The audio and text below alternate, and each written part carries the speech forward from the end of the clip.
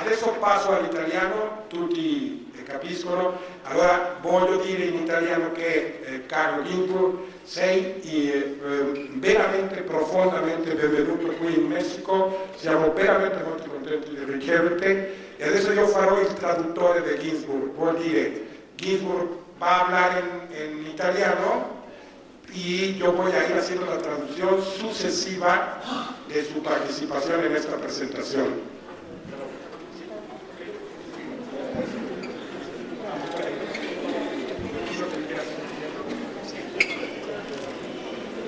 Io entiendo español, pero non lo hablo. E quindi parlo in italiano e vorrei cominciare ringraziando profondamente per questo invito che mi onora. Il mio pensiero va naturalmente, come quello di tutti, ai 43 desaparecidos. Sí. Bueno, dice que quiere comenzar agradeciendo muy profundamente esta invitación a la presentación de este libro que lo honra muy profundamente y dice que naturalmente y en primer lugar, antes de todo, su pensamiento está con los 43 muchachos desaparecidos. Io non ho un testo scritto, quindi parlerò in una maniera forse confusa, ma vorrei parlare di immagini, perché questo è un libro su immagini. È stato detto una coppa, un frontespizio di un libro, un affiche, due quadri. Sí. Entonces dice que no tiene un texto escrito, que hablará entonces de una manera, esto no debería traducirlo, pero y yo no estoy de acuerdo, pero él dice que quizá hablará de una manera confusa.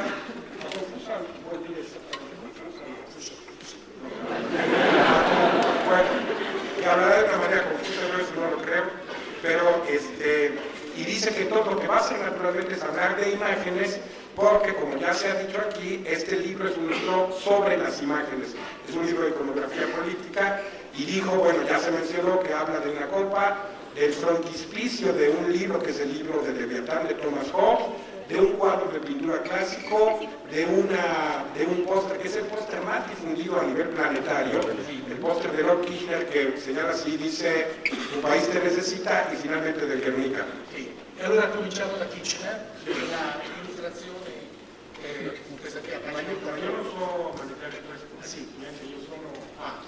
Chi è? Tu lo manejas? Sì. Te lo paso. O como quieras saber.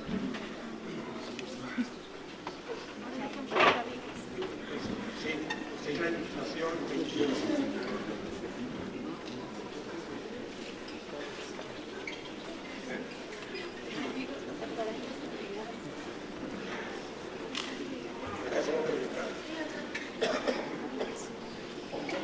¿Le puede decir? Sí, es este compañero.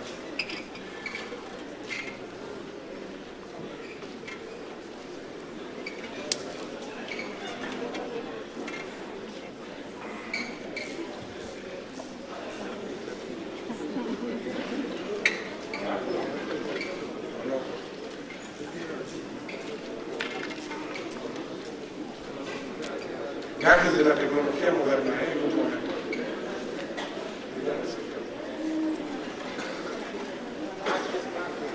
Pero ahora se tiene que apagar la luz, ¿no? No, me cuesta la copa.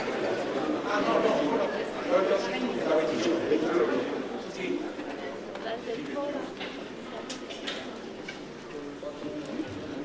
Sí, ya la uno ya.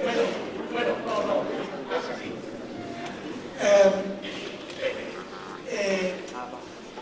Un filologo che poi è diventato un filosofo, Nietzsche, diede questa definizione della filologia: l'arte di leggere lentamente.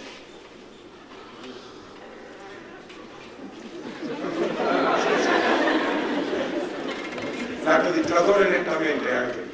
No, un filólogo que después después se convirtió en un filósofo que es mundialmente conocido, que es Friedrich Nietzsche, dio una definición de filología diciendo que la filologia era el arte di leggere lentamente.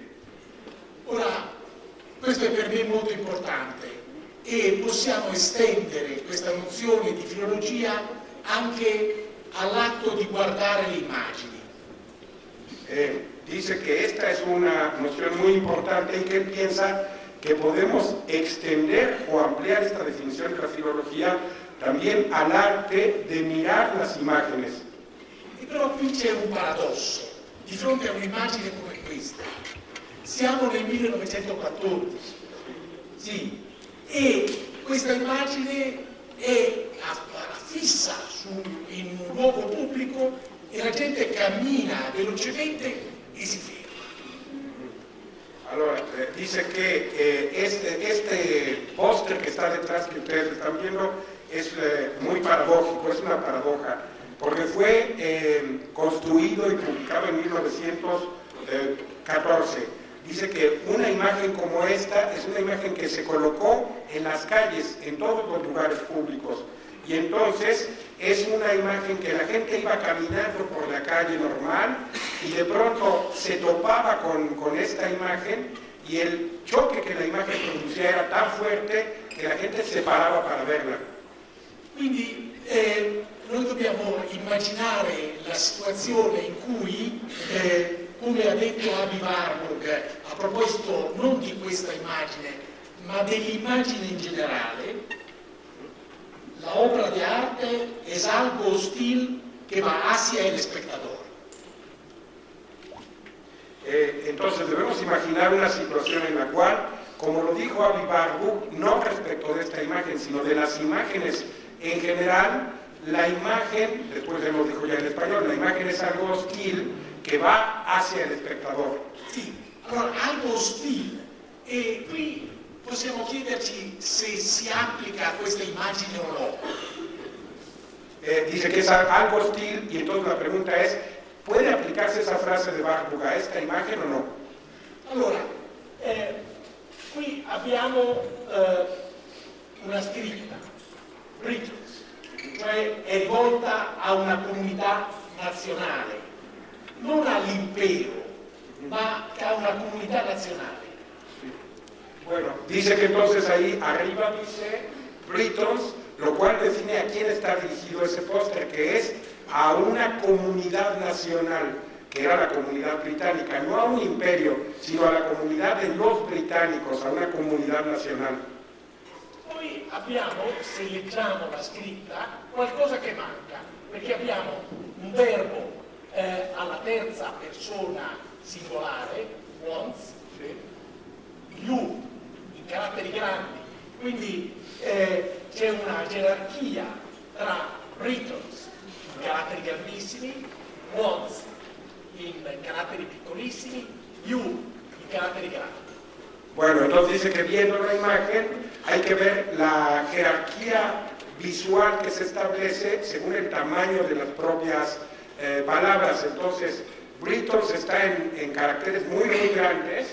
Luego falta el sujeto al quien estaría dirigido, la tercera persona, porque no dice I, sino dice once nada más, you, pero dice que hay que subrayar el hecho de que once está pequeñito y you está otra vez también grande, pero menos grande que Britons. Allora, qui manca qualcosa dal punto di vista linguistico e questo qualcosa è sostituito dall'immagine. Entonces dice que lo que falta, o sea, lo que falta decir con lenguaje en términos lingüísticos es justo lo que está siendo sustituido por la imagen de esa cara. Quindi c'è una combinazione di una immagine, un viso e un testo. Entonces hay una combinación de una imagen, o sea, una cara, y al mismo tiempo un texto. Allora, tutti non c'è bisogno di nominare Lord Kitchener, perché tutti lo riconoscono. Que no era necesario decir que este sujeto que aparece ahí era Lord Kitchener, porque en el momento del póster de 1914 todos lo reconocían, todos en Inglaterra sabían quién era Lord Kitchener. Fermiamoci un momento, rallentiamo. Detengámonos un momento y vayamos más lento. Che tipo di operazione sto facendo? ¿Qué tipo de operación estoy realizando? È un'operazione che implica la distanza temporale e spaziale dal momento in cui il poster veniva visto. Está estableciendo una distancia temporal respecto del momento y de las circunstancias en las cuales ese póster fue visto por primera vez. Cioè quello che io rendo esplicito ora con voi, di fronte a voi e con voi, era qualcosa che era ovvio per gli spettatori di allora. Entonces dice que lo que él está tratando de hacer explícito ahora frente a ustedes y también con ustedes era algo que en el momento en cambio en que el póster fue construido y puesto en todos los lugares públicos era algo obvio para todo el mundo. Questa operazione di rendere esplicito quello che era implicito è un'operazione che è caratteristica della conoscenza storica. Entonces, esta operación de volver explícito lo que en su momento era implícito caracteriza al conocimiento histórico en general. Sì, ma solo la conoscenza storica no, anche la conoscenza antropologica. Qualunque lettura di un testo implica questo tentativo di rendere esplicito quello che è implicito. Entonces, que esto no es singular o exclusivo del conocimiento histórico, está también presente, por ejemplo, en el conocimiento antropológico, que es este proceso de hacer explícito lo que, por ejemplo, en los textos que los antropólogos revisan, estaba implícito. Textos o situazioni. Textos o situaciones o... E qualunque testo poi, anche diciamo un testo letterario. Pero cualquier tipo de textos, no solo los documentos tradicionales, sino quizá, por ejemplo, también un texto literario. In realtà anche nella vita quotidiana succede questo, in certe situazioni, rendere espliciti a se stessi quello che è implicito. Dice que incluso esto sucede muchas veces en la vida cotidiana misma, que en la vida cotidiana frente a ciertas situaciones nosotros hacemos el esfuerzo de volver explícito lo que en los hechos y en las situaciones que vivimos son cosas implícitas. Mi ha guardato in quel modo, ma perché? Cosa pensava? Está hablando de un ejemplo y entonces dice, vi a una muchacha frente de mí, no agrego. Y se pregunta, ¿pero por qué me ha mirado de esa manera tan singular? Allora, al centro del poster c'è questa ingiunzione, un comando. Lord Kitchener vuole te. Sí, entonces dice que en ese póster hay de alguna manera una injunción implícita que es Lord Kitchener te quiere a ti. Explícita, que es Lord Kitchener te quiere a ti. E poi, join your country's army, unisciti, entra nell'esercito del tuo paese, God save the king, Dio salve il re. Sí.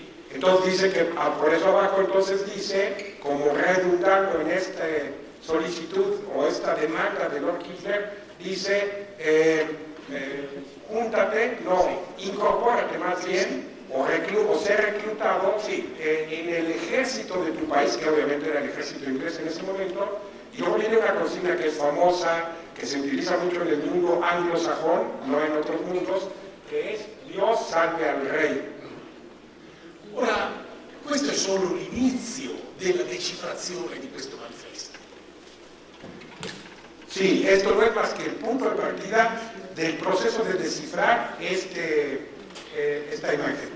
Allora, questo manifesto è stato profondamente efficace e la sua efficacia è, diciamo, durata nel tempo, come tu avevi accennato. Sí.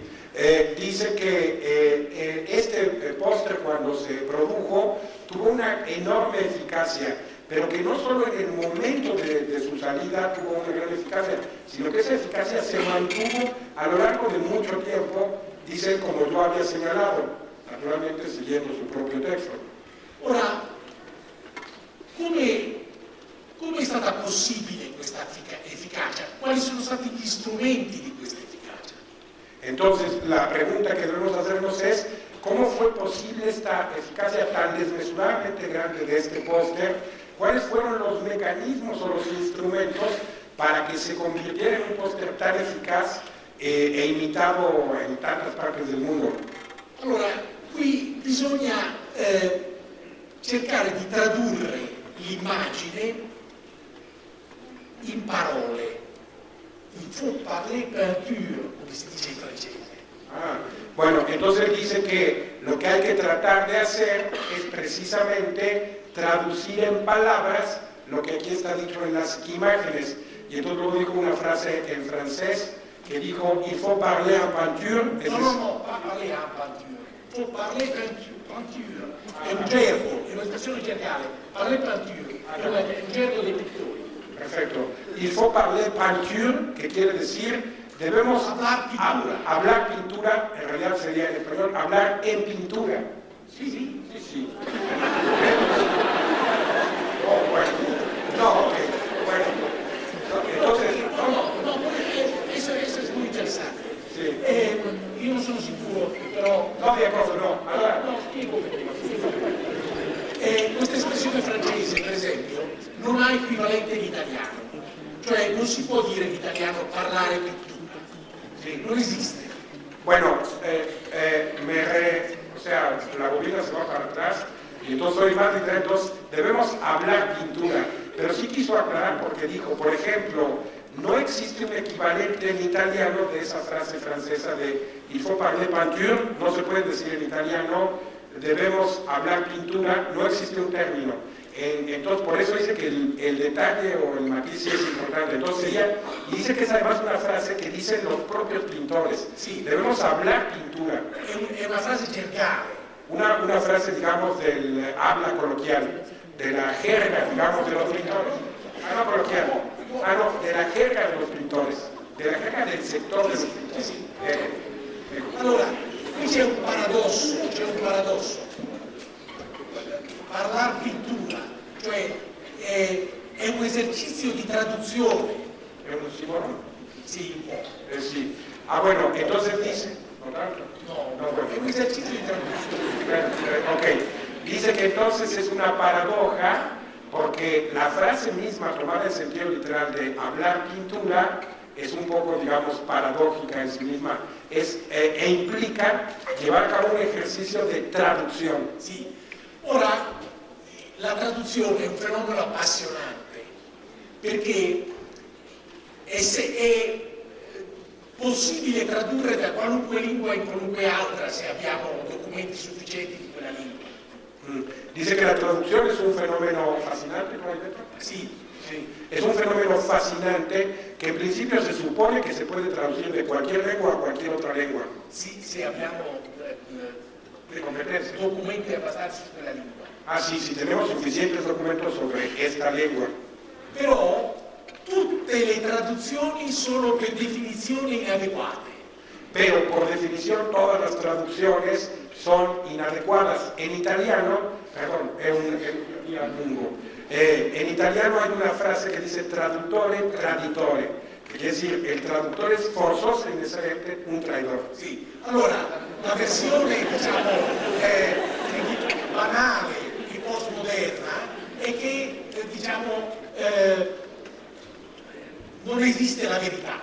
Sí. Ahora, que el punto de vista banal, postmoderno, es que la verdad no existe. E invece io credo che la traduzione sia l'argomento più potente contro lo scetticismo radicale. Y en cambio él piensa que la traducción sea el argumento más radical, No, l'argomento più potente el argumento más potente contro lo scetticismo contra el escepticismo radical. O sea que el hecho de la traducción es el argumento más fuerte que se puede usar perché contra ese. tutte le traduzioni sono zoppe, ma tutte le traduzioni sono possibili. La traduzione è sempre possibile. Porque todas las traducciones son inadecuadas, pero...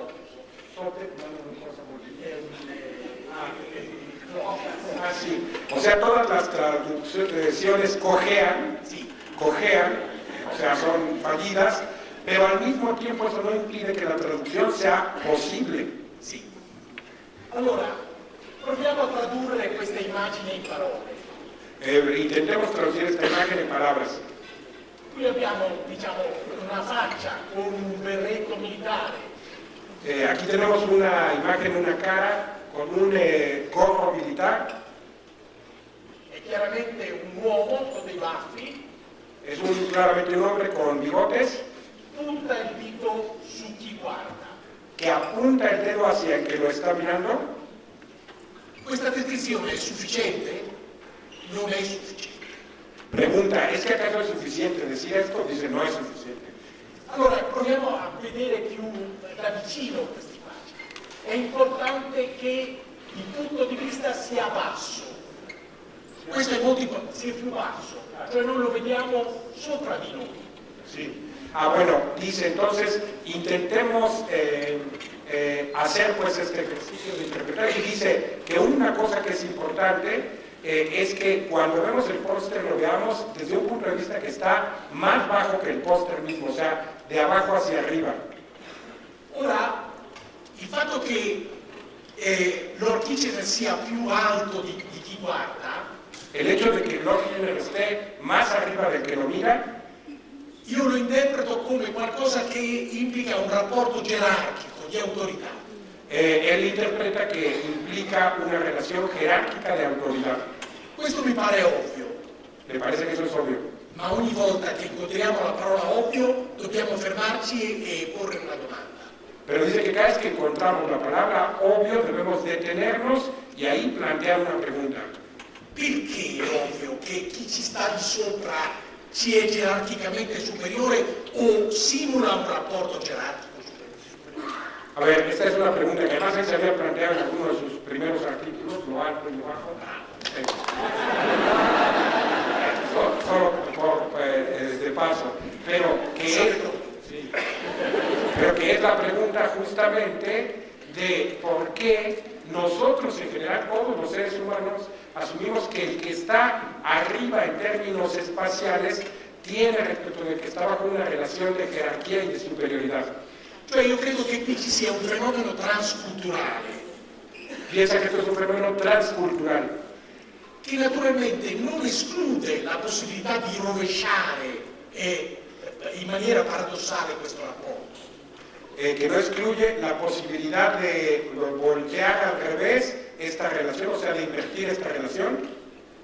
Il Papa si definisce da secoli e secoli e secoli servus servorum Dei, il servo dei servi di Dio. Dice que, por ejemplo, el Papa se ha definido siempre desde hace siglos.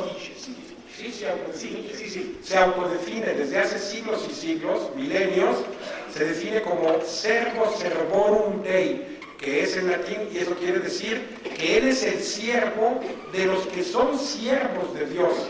Sì, dobbiamo prendere alla lettera questa definizione? Te pregunta, ¿acaso tenemos que tomar literalmente esta definición? ¿Acaso es real? Evidentemente prenderla alla lettera sarebbe di un'ingenuità straordinaria. Tomarla literalmente sería de una ingenuidad extraordinaria. E però questa definizione esiste e ha un significato. Pero esta definición existe y tiene un significado. E quando qualcuno dice come andrò vedendo? No, ma quando más. Per colpo, no? Per colpo, no? No, sì. Le radici cattoliche. Le radici cattoliche. Perché no? No, perché faccio no. Bueno, obviamente me está provocando, porque insisto que tenemos discusiones todo el tiempo, pero entonces dice, bueno, pero por ejemplo en esa frase que dice, mandar obedeciendo, no hay una especie como de eco lejano respecto de este servo servorum Dei, y entonces luego dijo, las raíces lejanas de quiere decir que él insinúa que podría haber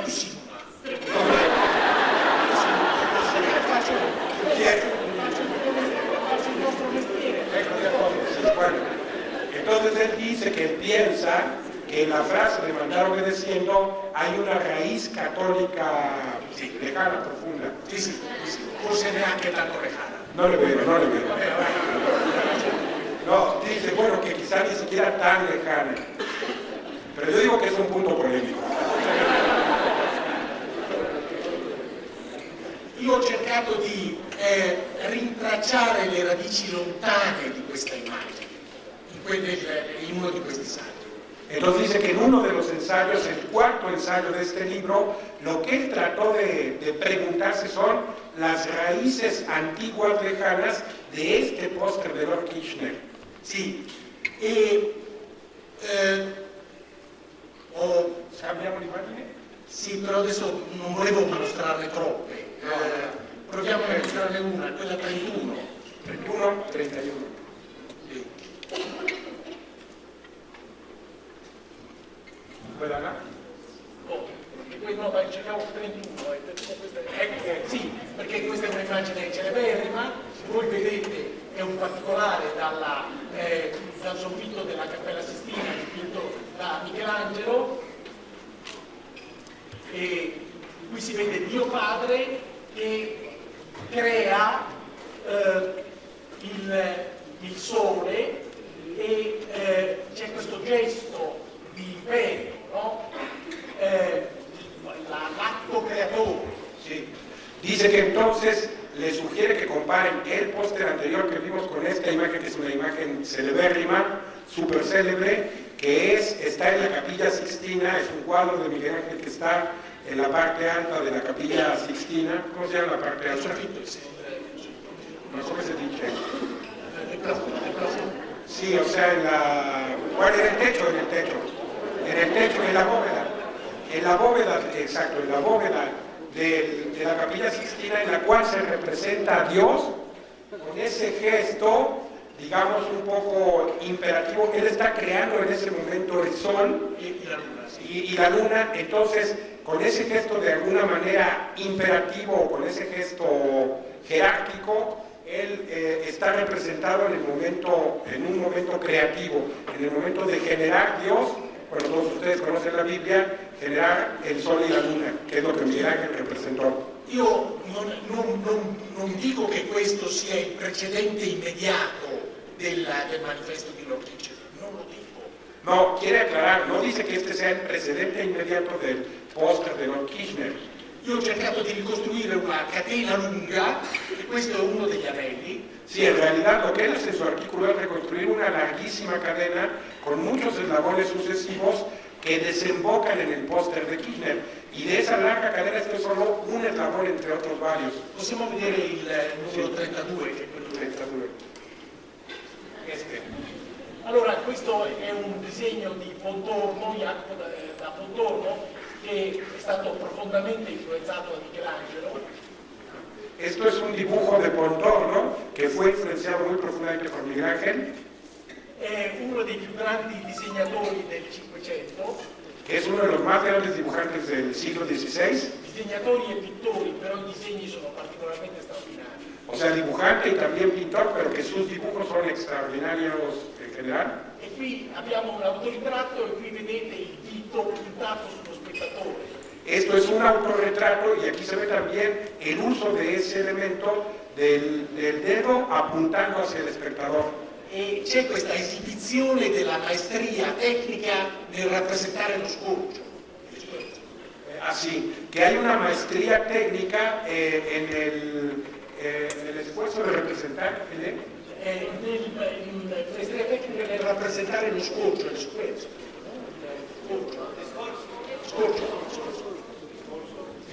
¿Pero qué cosa es el escorzo?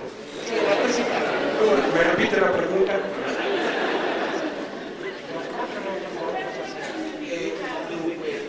Lo scorcio ¿El escorzo de qué?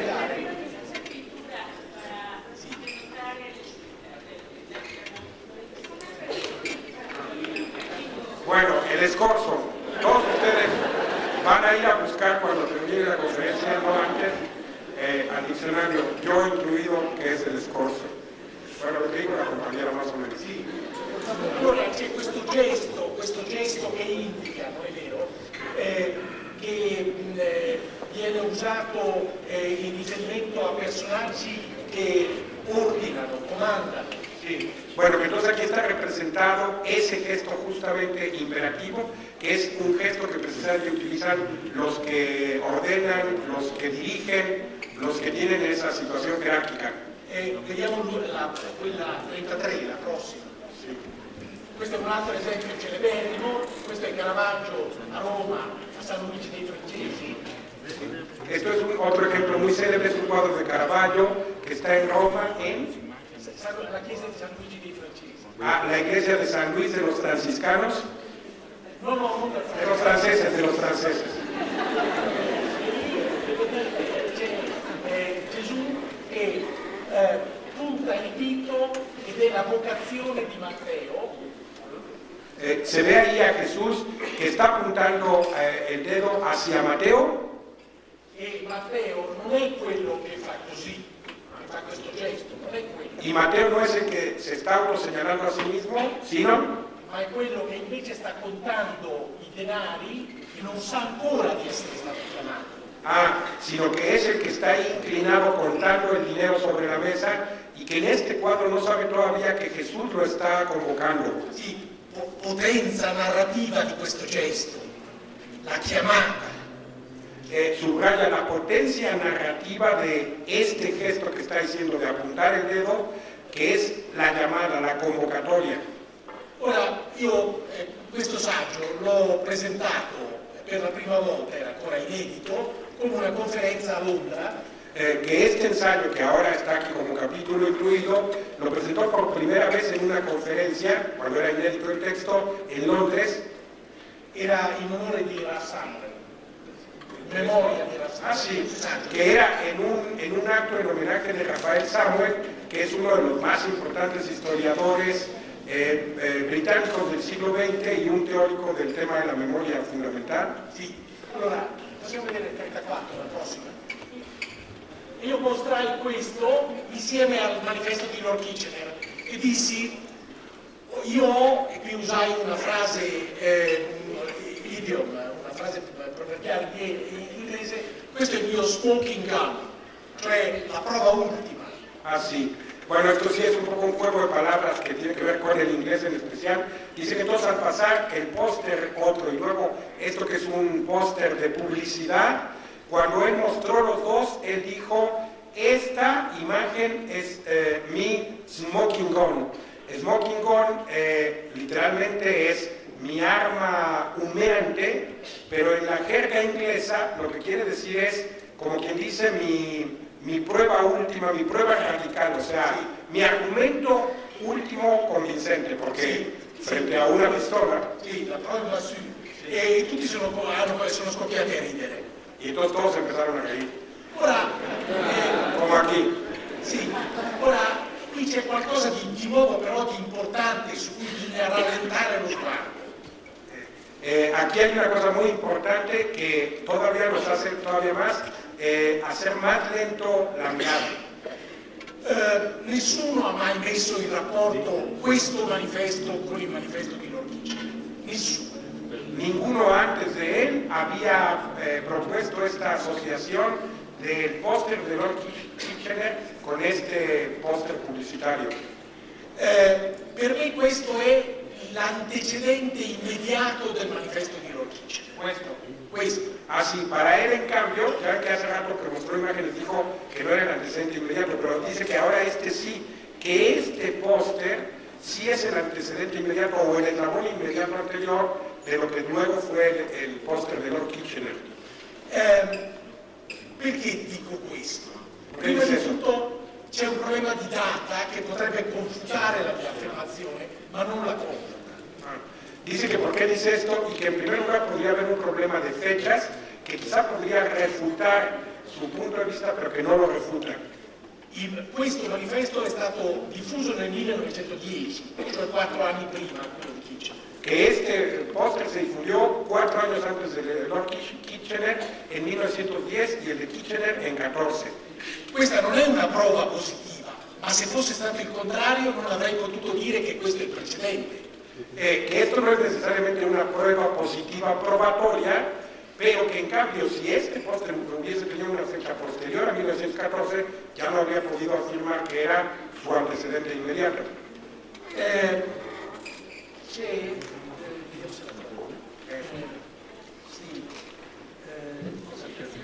cerchiamo una citazione che dice sì, è un libro sulla pubblicità pubblicato nel 1910 e dal responsabile della pubblicità del Financial Times. È la pagina 143, vuoi leggerla? Sì. E questo manifesto è riprodotto in questo manuale per pubblicitari e dice he llegado a ver la guerra comercial simplemente como una nueva versión de la guerra de los tiempos antiguos. Para tener éxito en la guerra moderna, el comercio, uno debe poseer los mismos atributos que guiaron a los hombres hacia la victoria en los días de antaño. Es decir, coraje, perseverancia, habilidad para lo rudo y finalmente, pero no es lo menos importante, ingenio. E poi c'è un altro passo che segue e dice sulla prospettiva, mediante una adecuada apreciación y un uso de la perspectiva, un artista puede pintar un paisaje que cubra un gran espacio del campo, posiblemente miles de metros cuadrados, en unos pocos centímetros cuadrados. Possiamo tornare al manifesto difficile? Sí, otra vez a la 21. Ahora traduzco. Sí, no, soltanto las partes que de ligar. Él dice que este póster fue hecho cuando se estaba teorizando el acto publicitario. Entonces, el autor de este póster, en un artículo que se publicó en el periódico Financial Times, justamente dijo estas frases que él leyó en español, porque él estaba justificando un poco cómo él concebía el acto de la publicidad. Entonces él dice, para mí la publicidad es como la guerra y se requiere para la buena publicidad las mismas virtudes que para la guerra. Y luego termina diciendo esto, que mediante una apreciación adecuada de la perspectiva, o sea, lo que él leyó. Cioè, dalla guerra comerciale alla guerra no hay che un passo. Sí, sí, puoi dirlo. Allora dice que de la guerra comercial a la guerra verdadera no hay más que un pequeño paso. Allora, questa proposta interpretativa a mio parere è fortissima e in teoria naturalmente può essere confutata come tutte le proposte interpretative. Dice que esta propuesta de interpretación que él está haciendo le parece que es muy fuerte realmente. Y dice, claro, como cualquier tesis o propuesta de interpretación puede ser refutada. Ma a questo punto io credo che l'onere della prova, e cioè l'onere della prova riguardo alla dimostrazione, tocca a chi vuole confutare la mia proposta e non a me. Non uso probandi, sì. Le poids de la preuve. Sí. Sí. ¿Le? Le poids de la preuve. Ah, sí, el peso, el peso. Sí, a ver, entonces él dice, pero que en este caso, si alguien quisiera refutar su interpretación, a esa gente que quisiera refutarlo le correspondería el peso de la prueba. O sea, este es un término jurídico, quiere decir, a quien tratara de refutarlo tendría que él aportar las pruebas que demostraran que lo que dice Ginsburg es falso. O sea que aquí el peso de la prueba recae en quien quisiera refutarlo y no en él mismo. Cioè io credo che in generale il significato dell'argomentazione scientifica consiste nello spostare il peso della prova sul proprio oppositore. O sea que él dice que en general el proceso científico consiste en desplazar el peso de la prueba hacia nuestros oponentes. Benissimo. Benissimo. Adesso vorrei dissentire da mio amico Carlo Saviere. Questo non lo traduzco. No, dice que ahora quiere discrepar de mí, que soy su amigo. Naturalmente quello che lui ha detto nella conclusione esprime il suo punto di vista che è pienamente legittimo. Dice que lo que yo he dicho en mi conclusión de mi intervención expresa mi punto de vista que es totalmente legítimo y correcto. No, legítimo.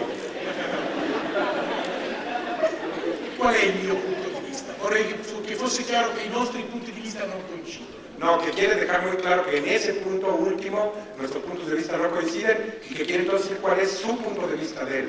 Allora, questo riguarda la secolarizzazione. Que se refiere al punto de la secularización.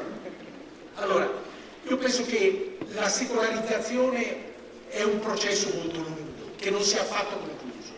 Dice que piensa que la secularización es un proceso muy largo que para nada está ya concluido. È un processo in corso, è una lotta. Es un proceso que está todavía en desarrollo y es una lucha.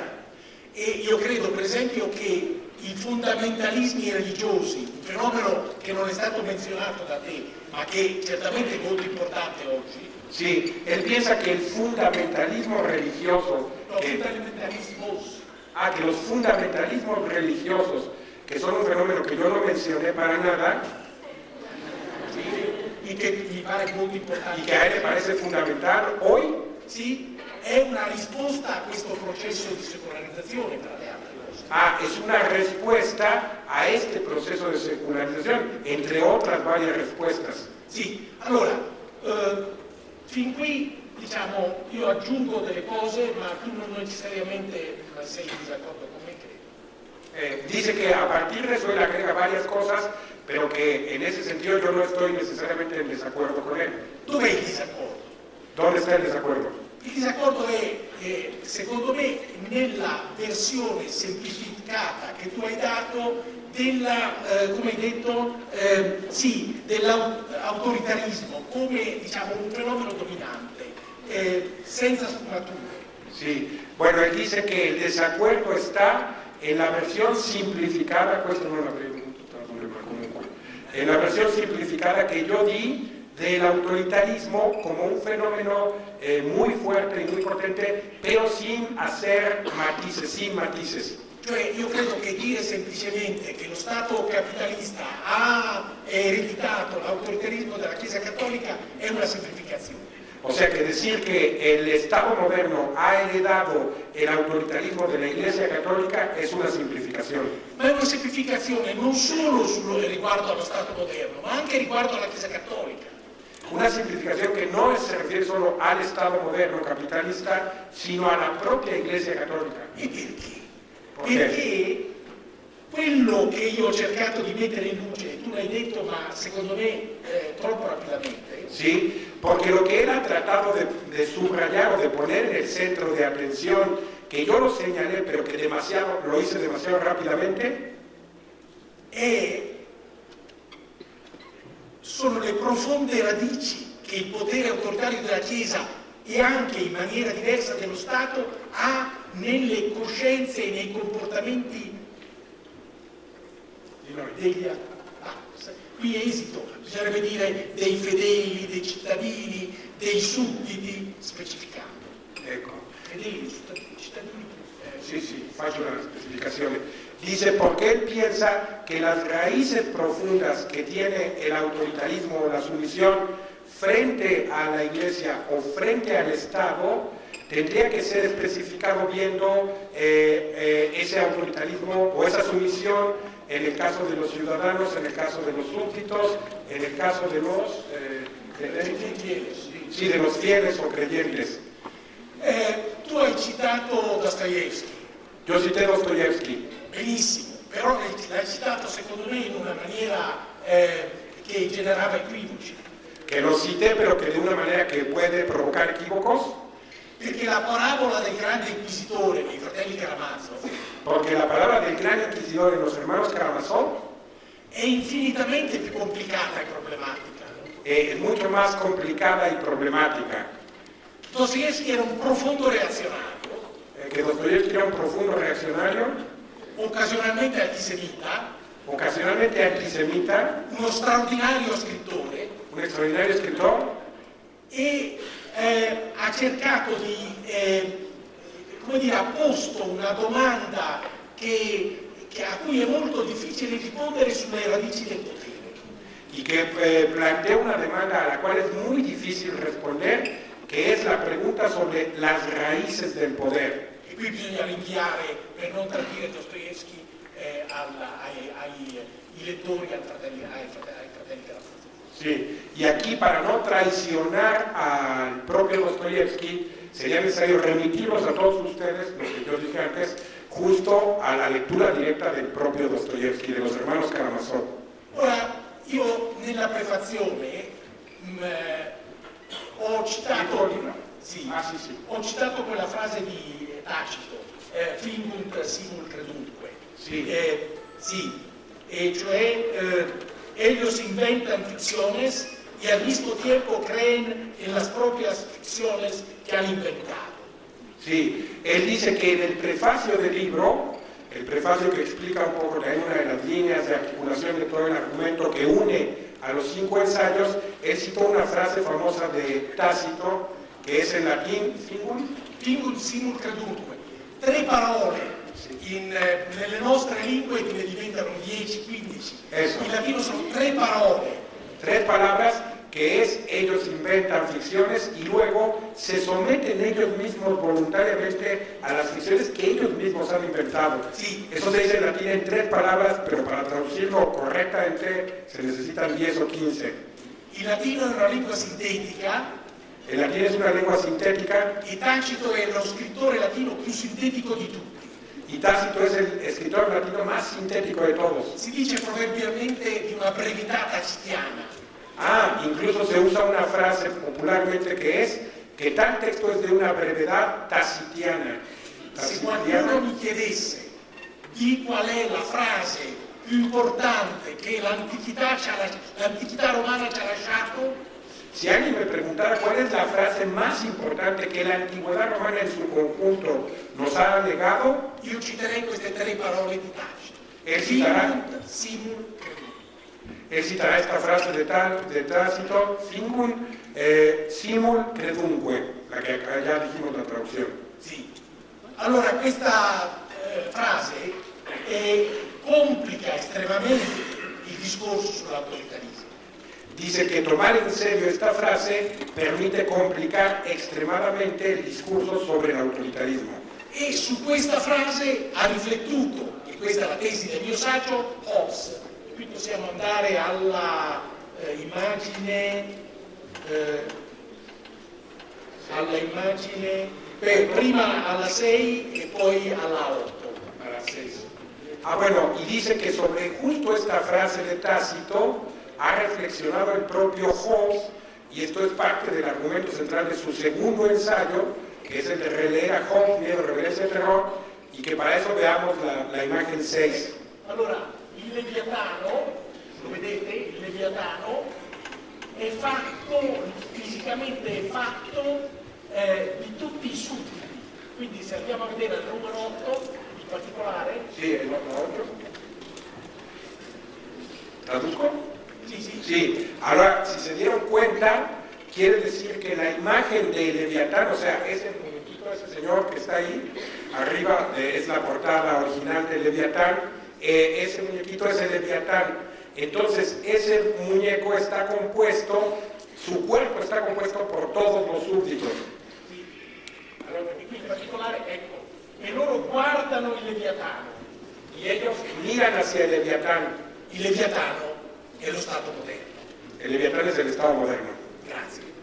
Gracias.